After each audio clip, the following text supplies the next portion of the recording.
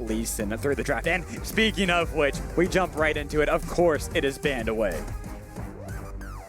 Yeah, I mean, it is a red side classic, and this time around, going into Brave, they're not gonna let them have it this time around.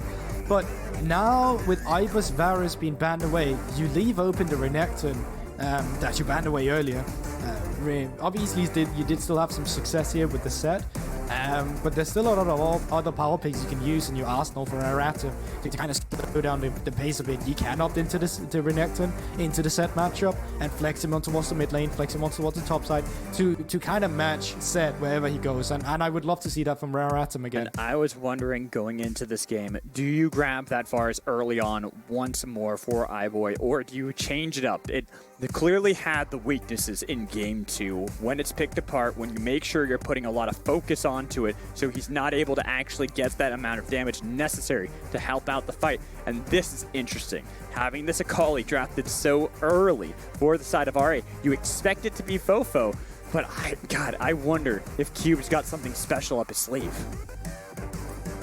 And okay, there we go. Thresh coming in. Varus banned as well, so iBoy not going to be able to so that goes easy for them. But what is curious to see is that now Raratum is changing up their pace, they're changing up their style. They're opting in for the Akali here, which is a way more well, explosive pick from what we've seen so far from Fofo, going on to the going on to the Ariana, going on to the Zoe as well, and then the Thresh as well. I think that is a key champion because it can help up iBoy whenever he gets caught out of position.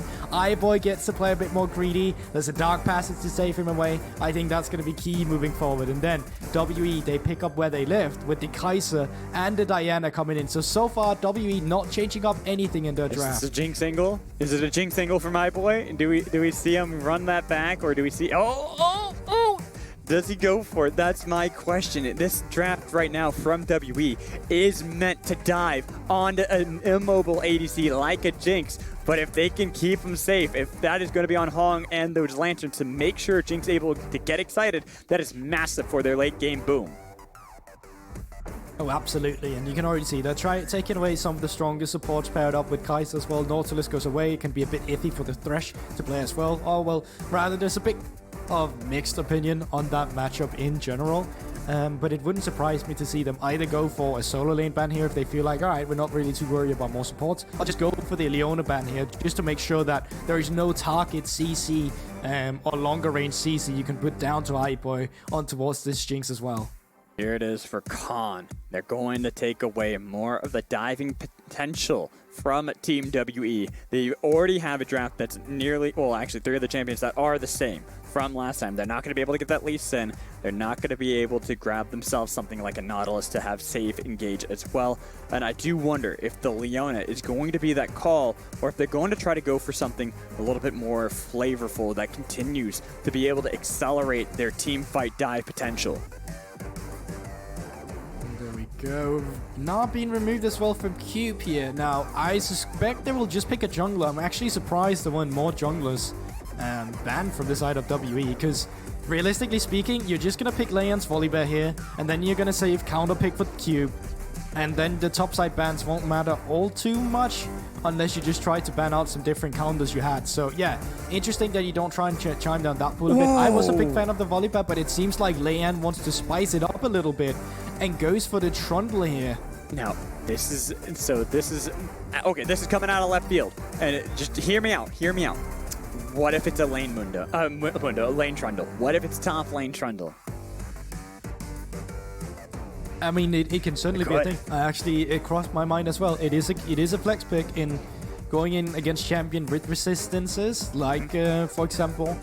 Well, I guess Set really doesn't build all too many resistances out of plated steel caps anyway.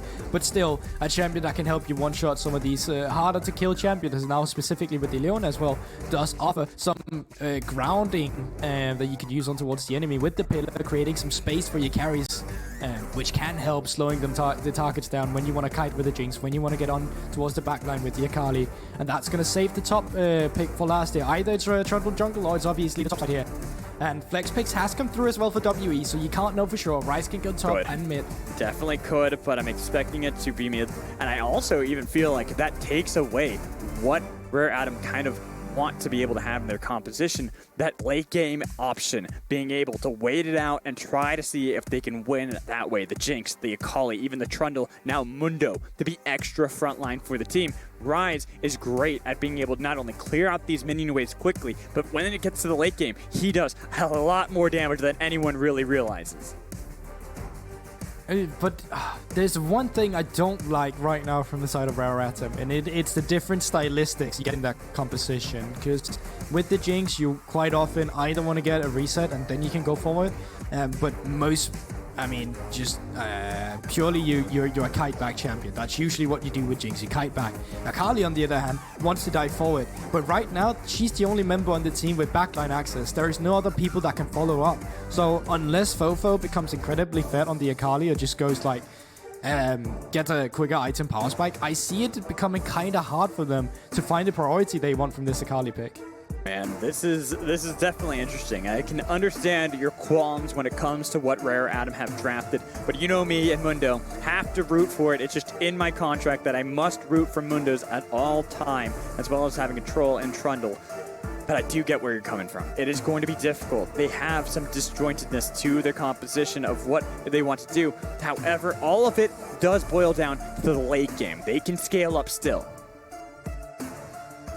Yeah, for sure. And I will say, though, we talk about ease of execution quite often here. I will say it's on the side of WE once again, just because backline is the name of the game for this meta. You just want to root against Mundo, don't you? And, sure. Yes, sure. Anyways, continue your point. I don't even know what to say anymore. Continue your point. Continue. I was like, yeah, I think it's going to be easy for the Rise to get priority against an Akali in the early game. And we talk a lot about how WE, they like to use mid lane pressure up towards the top side of the map. I think that's where the Mundo pick comes in and fits quite nicely. But I still think there's early dive potential. I still think pre-level 11, you're still able to dive a Mundo if you have 3 members up there. And here we are. It is game 3. This is where it all matters. Nothing else previously does. Both teams trying to see if they can get themselves one game up and continue to remain in the top of the standings. Only one team will be able to retain that top position. The other will fall slightly behind, joining all the ranks of all the other teams with 2 series losses.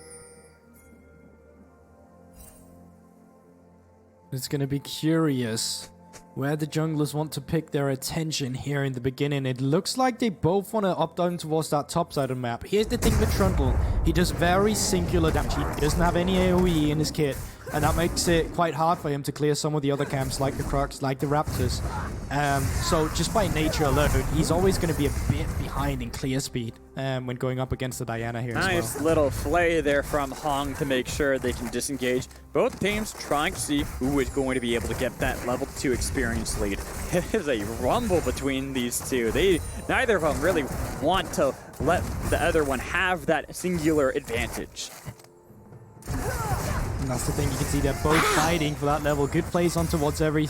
I mean, it is quite easy to do. Yeah. But it's still impressive because he's been able to make sure to temper it each time. So yeah, you're right. It is really obvious. You see a Zenith Blade, but you always want to make sure that your Thresh is going to be able to play that. Right now, Fofo, he's taking a lot of damage there against Mole. It looked a little dicey for a second, but all he wanted was to be able to get a little bit of that health back with the help of that Keystone. Yeah, of course, but this is a Rise favorite matchup in the early game, in laning phase. It's always hard for Akali to make use of any of her kit when she's going up against a ranged champion, because she can't really hit that 5-punch strike, so a lot of that priority will go over to Mole on his Rise pick, and you can see up towards the top side of the map again, Brave taking control over the priority in the top side of the map. So if a top fight Scuttle fight where to break up, it would go in favor of Beishang. So I'm expecting Leon to path bot side now, and yeah, there we go, making his way through the mid lane. Even trying to see if he can scare away Mole on the way towards that bot lane Scuttle Crab. But I kind of want to... This might sound like I'm just backpedaling, going back to the top lane. This matchup is so much nicer for Bree, as opposed to the Lee Sin, where you could never get rid of that pesky passive of Q. This time, he can. It's so much easier for him to make sure that he was going to have a harder time of making sure that he is safe underneath this turret to thwart any dive. You can clearly tell they wanted to look for a dive there as well, but the waves wasn't really synced up, so Mo had to back off again. And he is starting to run a bit low on the mana department, but he does have biscuits coming in. And first one hit 3, second 6 minutes in, so he's got some more sustaining to go for in this lane. He can stay longer. Yeah, he's going to try to make sure that he can at least clear out these minion waves and keep Fofo pinned underneath his turret. But this is where I'm wondering what we see from WE. The composition of Rare Atom don't really want to make any of these early aggressive plays. You've seen Leon kind of pass through some of the lanes, but it's a lot more passive out of the jungle. This Diana is really going to be a lot more of that fast acceleration that either jungle wants to be able to provide. Yeah, you're completely right about that one, and obviously you will hit level 6 first. It's Beishang. Last time around with the Volibear, it was easy for Rare Atom to start setting up some dives with the ultimate to disable the turret, but this time around, they need to be a bit more creative about it. Breathe. He's going to be safe. He's even got the Base Breaker Haymaker shield. Look at the damage onto Lian. He thought he was safe. He thought he was going to be able to get that bit of damage onto Breathe, but you got to respect Set. You really do. There's not much you can do there, and definitely not dive with the damage coming out from a Trundle and Mundo. And it looks like Cube decides to stick around here, not going for an early recall himself, although I think he could just go back and pick up a couple of Ruby Crystals on towards the bot side of the map. Nice play, and look at the damage onto Elk. Elk's got some backup, but he's exhausted. Trying to see if they can get him away. Mole, he had TP'd down into the bot lane just to make sure that Fofo could not find that assassination onto the ADC. Yeah, but TP came through, double TP on the side of Rare Atom. So right now, Mundo forced to walk all the way back up towards the top side of the map. So in an engage that looked to favor Rare Atom, it's actually WE that come out on top. They get the summoner spell advantage after that one. And they should be able to get a plate top side for Breathe on top of it all. This is looking pretty good for WE. Even if it didn't end up getting him a kill and it looked dicey there for Elk for a bit, it actually ends up being a big boon for their early game potential. It really does. And it also means that in the next 5 minutes or so, whenever a skirmish does arise around the bot side of the map, WE will always have the priority because they will always have the ability to bring down one extra man. Remember, Mundo, no CC or disruptive power that could stop a TP from coming through. So for the rest of the map, this does create a dicey situation from Rare Atom. They need to wait a bit to create any more of these plays towards the bottom side of the map until their own TPs are back up again. I think that is why Lian is actually pathing and continuing to stay towards the top side of the map. Might want to be able to fight around the Rift Herald when it spawns instead of trying to play it for the Dragon in the bot lane, knowing that it could be risky for Breathe to show up. Yeah, you're completely right about that one as well. And also just to shadow the Mundo a bit, you can see Mundo was in a position where he had pushed in the turret. No priority in the mid lane. They didn't have intel onto Beishang, so they needed to be a bit careful that there was no dive about to happen. And now, Q back into a safe position where the wave is slow pushing onto him. And there you go. This is the Mundo weak side you love so much. Just farming waves up with cleavers. Mundo goes where he pleases. Don't you know this? Come on. He's allowing Breathe to rent out some space top. You know, Matt, there'd be no way for me not to know it. I think you've told me throughout like the past hour of watching a Mundo. I feel like I haven't said it enough though. I feel like I could do more. I feel like there's so much more I could say here, especially now that Lian's pathed into the top lane and might look to see if they can have a fight on to Breathe. The pillar could be enough, but there's still a flash available for Breathe to stay relatively safe. In fact, he's playing this one wisely. He's backing off, just going down towards this Rift here. I'll try to see if they can make sure they can retain some vision control around the Rift. Yeah, all he needed to do was just shove in the minion wave towards the top side of the map, and then there is no kill pressure, realistically speaking, so there's no way for him to push forward. Now, one thing I would like to see soon is that Drake startup from the side of WE. I want to see them actually utilize having a TP advantage, because then you can create a situation where you either bait Rare Atom into a fight, or you just get a Drake for free because they don't want to fight, knowing that there's a TP advantage. Beishang. So, yeah, something I'd like to see. Yeah, Beishang is... Oh no, he was towards the bottom side. Now he's immediately going towards his blue buff. And in fact, looks like they're making a call onto the Rift Herald instead of trying to make the Dragon play. And if that's spotted out by that ward in the back of the pit, it could be the call coming in from Rare Atom, but they don't even need to have that vision. They just go for it anyways.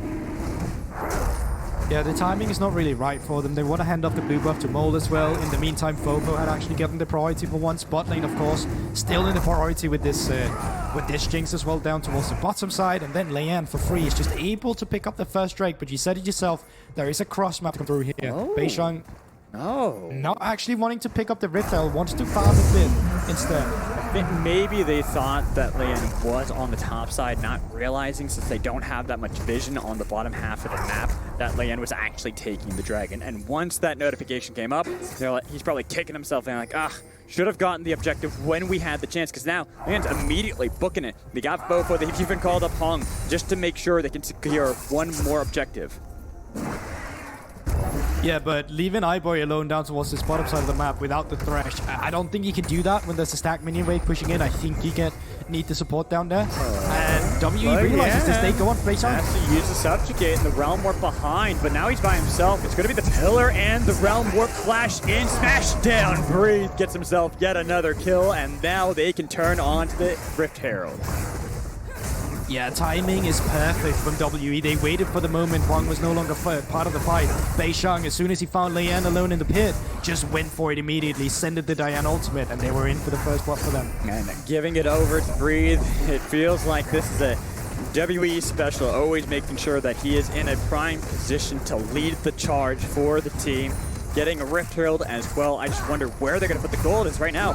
iBoy getting tagged, getting stunned, getting a little bit of damage onto his head. Oh, yeah, he most certainly is. He even gets the Kai'Sa passive there as well for a little bit extra damage, but gold lead right now is in favor of WE. If we take a look on towards it, you can see small gold lead for Mole in the mid lane, a bit for Beishang in the jungle as well, and then up towards the top side. So most of the lead for WE is towards the top side. Bottom fairly even in between my boy and Ike, which is honestly pretty nicely done from Hill. The fact that he stays even after being pushed on the tower so many times, it's just great for WE. Constantly making sure that he is staying even. You're right. It is nice to see from WE. Making sure that they will have that path to success when it comes to these team fights as well. Their composition just feels like comes online that much sooner than Rare Adams, who, unlike in Game 2, when they were the ones that were able to find these fights and actually accelerate the game slightly, even if it ended up going awry in the end, were the team that had a good scaling option to them. Yeah, you're completely right, and it's gonna take some time for Rare Atom to find their footing here. We're looking for at least one Mythic as a power spike to come through. What I'm worried about from Rare Atom's side is that when the Mystic starts to come through from WE, there is a lot of backline access for them to have onto iBoy. Yes, he does have the flash. Yes, he does have the lantern. So Huang's positioning is going to be absolutely crucial in keeping our boy alive when we go to these team fights. Because if you're able to do that, if you're able to waste the ultimates from World Elite or WE, and then just keep your carry alive, that's going to be your point to engage yourself with the Akali, to come in with the follow-up damage, to come in with your front line, and start looking for a fight yourself. Look at this. WE, they are looking for iBoy. They want to make sure that they can get something over this Jinx early on. Beishang is nearby. That is it's not as big of a minion wave as I had initially thought, but it will be enough to keep iBoy a little bit scared on this bottom side of the map, not knowing exactly where Beishang is. Here's the thing though, Breathe did TP up towards that top side of the map, so if they overcommit for a skirmish here, there is a potential where Cube will just TP down as well. Fofo sees Mole, but taken low and forced to have Leanne help him out so they can take the kill mid. And there it is. You talked about how a lot of people put a lot of pressure onto Mole to make sure he can get down. And remember, towards the Rift Herald skirmish before, he had to use the flash to secure one of the kills. And therefore it means that first kill rather, will go over to Rare Atom. Crossmap will come through though, and they're trying to inject some gold on towards the bottom side of the map, but I don't think they're going to be able to pick up the first turret. And he is pathing. He has got the TP as well from Fofo. They're trying to see if they can scare away WE. There might be the TPs coming in here. There underneath the turret. The turret's so low. Hung taking low, but he's still alive, holding on to dear life. Finally, he's finished off, and the turret as well. They're going to be able to get the trade onto Elk, but now Mystic's taken out of the fight. Beishang Mole trying to be able to get away. Realm Warp to help them out. Beishang barely holding on, but now they're diving in. The flash in to pick up the kill, and Mole, he cannot retreat. There's already 2 kills for Fofo. They would love to be able to get more into his pocket, but it will be Leanne who finishes off instead. such a greedy overextension from WE. They tried to go for that turret even though they had no business doing it. No mid lane priority, had to TP in with Mold, but the rest of the members was just going to collapse. And now iBoy in turn will get to pick up some solo plating for himself, getting him some extra gold here. And here we start up with the mid lane where Mold, no flash, it's not all that much to it. He's just a dead rise. I can respect it though. He thought he was going to be able to kill Fofo faster, so that's why he goes for the play. But then you fast forward, and this play, like you said, it's just WE. They thought they had it. They thought they could fight earlier on than they should have.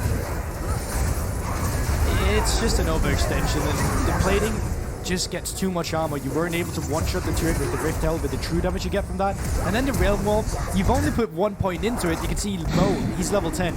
You really don't go all that too far with a level 1 Realm Wall. No, they do not. Now a second dragon has been picked up by Rare Adam, and a fight inside. Fofo, what are you doing? You're way too far out. You just got the dragon. Shut down. We spoke of greed. They got the Drake, they wanted to get the red buff, and they get caught off guard by WE, which they should have known was going to be around for that red buff. So now there is some point in time where you can get some pressure onto the mid lane. You can move that pressure down towards the bottom or top side of the map to get some extra vision for Breathe. Elk, he had to flash away. Man, there's some greed happening right now, Goldberg, between these carries on both sides of the map.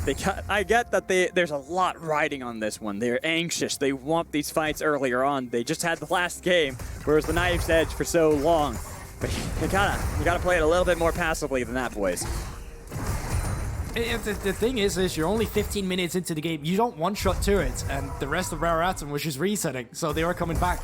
You have no business hitting that mid lane turret, because realistically speaking, you're only going to get that mid lane turret off of one fight. The small chip damage you use now won't matter, so rather, you should have pushed in mid and used the pressure in the side lane instead. But Elk disrespecting the fact that the members were resetting and coming in, and it's just forced to burn off the flash for no reason, really. And with this one, even though the gold is dead even, there are some summoner advantages on the side of Rare Adam, making sure that Elk is going to be a prime target for them to try to focus on when it comes to any sort of skirmishes, especially around something as pivotal as the Rift Herald. The Dragon still's got a long time left until it respawns.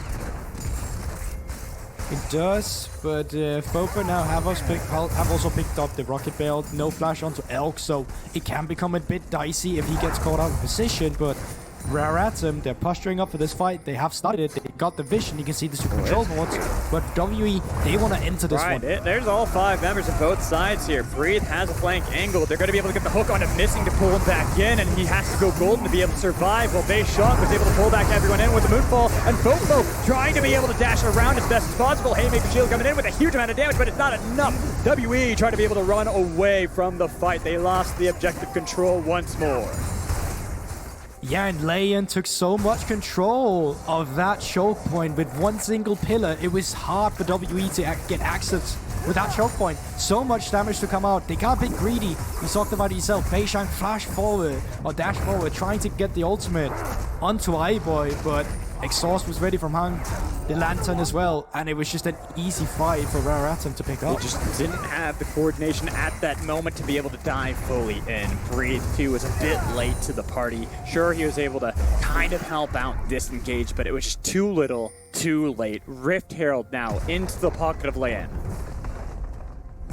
And this also means that a lot of the pressure going on towards that third Drake is going to be for Rare Atom side. Not only do they have more gold in their pocket now, not only did you see how well they set up around objectives, now they also have that 6-man in the Rift Herald they can use. So the impact of this fight is actually huge despite the gold lead not being too big. And there you see the pillar. Look at how many members can't get onto the fight due to the pillar just being there. Beishang tries to get on to carry the target. He's immediately exhausted, and as soon as he's out of the fight, doesn't matter, Breathe gets this damage down. He's already out of the fight. There's no members left to follow up on that damage. And I gotta ask, is Fofo really the target you want to drag in that fight as well? You drag him right on top of your carries. It's a bit dicey there, because Fofo can always dash away if you're not able to lock him down long enough, since Missing was pretty much dead from the beginning of the fight. I feel like iBoy might have been the better target, and now iBoy is sitting pretty at 2-0-4, has his Panem Dancer as well. Yeah, he most certainly does, and it just came down to the fact that the priority had been on Rare Atom's side. They were the first one on the objective, and WE was walking in blind. 2 pink wards, one towards both entrances, was put down by Rare Atom, so there's just nothing World Elite or WE could do when walking into a situation like that. But something they can control this time around is how they want to fight the Drake, if they want to do it. I think it will be hard though. I can imagine that Rift Herald will be used by Rare Atom in 15 seconds time, get mid lane control, and then just start to pick up the Drake. Beishang looking onto Q. Realm Warp too. They're diving in on top of him. It's the flash away because it's Mundo, and he goes where he pleases. He had the passive up available, so they couldn't really do too much. Breathe. Might have gotten 1v1 by Fofo, but he's scared off and knows that it's probably not the best call, especially as mid lane, that they take it down with the help of Shelly. Exactly. Beishang trying to come in from the flank as well, but Huang is in a position where he's playing Lantern duty for iBoy. That's all he needs to do. A lot of Thresh players make the mistake that they need to be the key engaged, the one that gets the sick hook. But most of the time, it's about keeping your immobile AD carry alive that does not have a lot of agency, like the Jinx. And here we go, 2 games in a row. You have an early potential soul for Rare Atom, a Mountain Soul. I mean, the Ocean Soul you love to have on a Mundo, but you're not going to scoff here at this Mountain Dragon potential. And here's the thing, once again, they're putting in a lot of resources towards the top side of the map. They won a cross map against the Mundo, but you're never really gonna get a kill onto this guy. They get a turret out of the pressure, and that's nice and all, but still, the map state in terms of gold, in terms of objectives, in terms of control, is still in Rare Atom's court. And this is what we tend to see from them. They like to play it slow. They've slowed this game down far more than they were able to last time around. Sure, they liked that. They were able to get the early lead, but then they faltered at the finish line. They were struggling to be able to fully engage into these fights. iBoy didn't have the ability to be able to move around, but now with Hong on to this Thresh, makes it so much easier for him to play up, clear out the minion waves, and know that he can retain safety. Yeah, you're completely right. And it's going to be some time for the next strike to come here, 4 minutes. Now, most teams, as we already talked about beforehand, would probably set up some vision around this Baron. They probably would pay out the threat of a Baron being taken, especially when you have a Jinx. But Rare Atom is not that kind of team. Rare Atom is the kind of team that wants the soul win condition before they start looking for the likes of Baron. So I still think we're going to have some downtime in this game, some downtime for this Ryze to pick up the second item, to stay alive and get the camps that you can, clear the line of defense of vision, and just get some gold, really. That's what you're looking for WE. What's a bit scary there for WE. Thought that Hong might have been really antsy to try to start off a fight himself, try to see if they can get Beishang, because if they can take away the jungler, the option, the opportunity to be able to go for that Baron is all too clear. It really is, and I still don't think they'll do it. Like, I honestly think Rare Atom is the kind of team that will just walk back and forth between this Baron and not start it up unless they really have to. Are you sure about that? I guess I'm just getting shot up. I love this. I'm glad I'm seeing it, though. I'm glad I'm seeing it. It's a proactivity that I've been missing from them. Spot it out. Now that they get spotted, 50%. what are they gonna do? The TP is there for Cube if he wants to join. Here comes the TP in from Fofo. Fofo diving onto Beishang, trying to take him away. It's down to 25%, but Beishang's still alive, and that's gonna be the showstopper by Breathe on top of Hum, and they've got the kill, but the Baron's secured by Land. The fight continues. Breathe, they gotta use the shield to be able to stay alive. Fofo trying to be able to get away from Elf, but they have the Realm Warp to try to see if they can get away. Bolt's gonna be the only one, and they got iBoy. iBoy trying to take down the members. No, he misses the rocket, but he's still chasing. He's still looking for the zap. He knows Flash. how low Elf gets. He has Flash. Does he go over the wall? Waiting it out. Trying to heal back up. Cube. The end. They're the tanky members. They don't care. There is a minion wave potential, but finally, Rare Atom relents. And finally, they break that LCK stigma. Finally, they decide to just start up the Baron when they have all the control in the world to do it. Rare Atom making a proactive adaptation, and it's paying off its dividends in this fight. You can see Fofo doing a great job at just zoning away Beishang, and all they really need to do here is keep them split. All they really need to do here is make sure they get Baron. After that, you just play out the team by front to back from iBoy on the Jinx. And look at this. He's just pretty much safe once they kill Breathe. No one really can get near iBoy. It's a nice sidestep from LPL. Like, oof, that does become quite close. Yeah, and if he gets that reset with the flash up, that might have been another story for WE, but they're able to at least keep 3 members alive after that little skirmish, or team fight rather, around the barrier. But you know what? Last game, we saw that it was Rare Adam getting a soul and then losing the fights. This time, it doesn't seem as likely. They've got the Baron already secured. They've got control around the bottom half of the map. There is TP for Breathe, but Rare Adam seem like they are in a far stronger position than Game 2. Oh, they really are here, and with the pressure with Barret buff, they don't need to worry all too much about the pressure from the Mountain Drake. And this time around, they had Ocean Soul last time, now they get the Mountain Drake, and that's still great for the frontliners. That's still great for the likes of Akali as well, who opt into some sort of armor. Boy, you can't touch a Bei Xiong, and he is now excited. Mole dies solo to Fofo top lane. Rare Adam now, they have an easier time mid lane if they want to try to see if they can take this tier 2. And it just came out of nowhere. Rare Atom became so explosive. Fofo going for a solo kill. WE overextending a bit. Yes, they got the flash out from iBoy, but he still had the thresh to get him to even more safety. And then with the pillars control they're creating from Lian, it's just helping iBoy, putting some nails and some coffins here. Great job from Rare Atom. Damage from iBoy. Those crits are massive. Missing. He is not nearly tanky enough to be able to survive this. And Rare Adam, they've cracked the base. It's 25 minutes into the game, and they've already gotten themselves the mid inhibitor. I don't know about you, but I'm a big fan of this version of Rare Atom. This is the style we were looking for in them, and they've opted up the gear a little bit. We talked about it. We wanted 3rd gear this time around. Baron buff us, they're trying to clear out the jungle, and they're trying to get Drake as an exit objective on the play towards mid lane. TP coming through from Fofo as well. This is looking dire for WE. They need to get into this situation. They need to get river control if they want to get into the Drake, but I think it's going to be delayed. Go for the party train? 3 members took it, but Mole's not one of them. Mole, you might have baited in your team. Fofo jumps on top of you looking for the solo kill. He's able to get that for cross, but he cannot escape from that zap, and the fight continues. Huge Rocket getting huge amounts of damage, even getting excited once more. Double kill, trying to see if they can get the triple kill for iBoy. WE trying to be able to run away from the fight, but they want to pad it. They want to give iBoy his penta. Elker, the only one. The extreme talent coming in from iBoy. He's got it. It's an ace and a penta. And that's what we were looking for Rare Atom. iBoy, after being caught off guard so many times in the former games, gets to end this one with a pentakill. What a pop-up performance. Pressurized, facilitated by team. Leian with the pillars, Huang with the lanterns. Great job of team play and display here from Rare Atom. When they can play around the positioning of iBoy, play around Fofo assassinating these backlines, Rare Atom can accomplish anything, like getting a 2-1 in the home turf of Team WE. And you know, that team fight was never gonna go well for WE either, but I respect the fact they said either we fight them at this Mountain Drake or we'll just lose the game in 5 minutes. So they decided to go for it when there is no soul anyway. They realm warp in with the entire team. Of course that's not going to work out. That's just a suicide mission. That was the suicide squad we had here in our LPL. I think the biggest problem for me with that realm warp is that not everyone took it. Mole didn't go with the party train. He let his team go on ahead of him, and they were just lambs to the slaughter at that point for iBoy to be able to pick up his pentakill in this victory. 10-0-2 on that Jinx.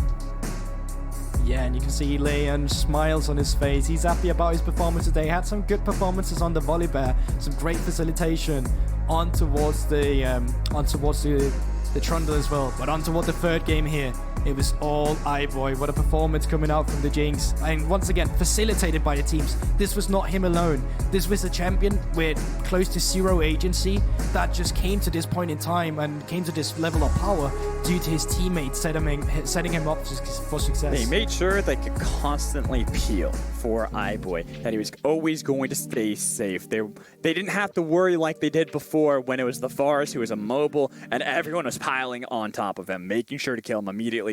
This time, he had the team built around him to succeed. He really did. And you know, Fofo as well, I talked about how I felt some sort of mismatch in terms of how these compositions work, but that did not matter because Fofo with the Akali just picked up members isolated alone, and then the rest of the team took the trades, or the fights rather, 4 versus 5 or 4 versus 4 in a standard team fight scenarios. And Cube also making the Mundo work, I gotta say. In a vacuum, I mean, there's not too much excitement over Mundo, but when you play him as a weak sider where the rest of the team, especially WE, where they play towards the top side of the map, can't get a lead against Mundo, that's a great pickup. That's a great adaptation into the series, because they are so reliant on getting brief ahead. When they couldn't get the extra gold against the Mundo, it was just iBoy taking over towards the bot side of the map. And you know what? I'm happy Mundo got his victory today. He goes 1-1 in the day, but Rare Adam getting the 2-1, especially after that game too. A lot of times you see when a team has a lead like that and then they end up losing the game anyways, that the third game, the last game that they play, ends up being the exact opposite of what we saw in this game. Usually they're the team that have kind of lost steam, but here Rare Adam, they knew the composition they wanted to be able to build and they thrived. Yeah, exactly. We talked front to back this time around a bit easier, and we also talked about the different stylistics between both teams. WE wanted to be a facilitator of the top side, Rare Atom wanted to be a facilitator of the bot side, and in some case scenarios it worked out better for WE, but in this case scenario it just worked out better for Rare Atom, and I like we see these different stylistics face off against each other between playstyles and teams. And one thing I will say though is that Leyan had he's probably not going to get too much recognition for this series, but I think his objective stacking in the early game was always really clean. His impact on the volley buffer dice was impeccable, and then on towards the side of the Trundle instead, like the space he created was amazing as a little facilitating jungler. I think we can all guess who gets the MVP from this game. Someone gets the Penta, you give him the MVP. That's just how it works. The second one of the split. And you know what? When you're able to get a pentakill on a Jinx like that, you deserve it. Yeah, for sure. iBoy, of course, but probably most known for taking these pop-up performances on towards the Kaiser as most LPL AD carries, but this time around with the Jinx and finishing it off with a pentakill in a stellar team fighting like that feels great after you've just been suppressed by so many members in the former games. And I gotta say, this Rare Adam, if we see more of Game 1 and Game 3 Rare Adam, this is a team that looks unstoppable. They have great styles when they play their compositions to a T. When they play their style, it is very difficult to be able to crack it, but there are some of those gaps that they have. You saw that in Game 2, and so when we go further into the split with Rare Adam, I'm wondering how, we gotta say, how long can they keep getting away with this? Well, I certainly felt like this one didn't feel as lucky as we talked about earlier as some of the other wins they've had. This time around, it felt control and like they were in control. I think it's going to come down to when are we going to attack our iBoy a bit more. We saw it a bit earlier today where he's out of position a lot, and you see the team needs to adapt to that as well. But for this time around, Rare Atom, they bring a very different style than some of the other LPL teams. They bring a way more slow and by the book style that if you're not either attacking a point on a map to the point where you're just creating skirmishes 24/7, you're gonna fall behind to the scaling element that they're like kind of just inducing onto the game. And honestly, it's crazy too, because Rare Atom have this composition that, as the game continues to scale up, gonna be great, but they still won it in 25 minutes. That's what's the most impressive in that final game. But that's gonna do it for that series. We got more League of Legends. We gotta get over to Shanghai so we can join in and see what else is happening. So make sure you stick around. We'll be right back.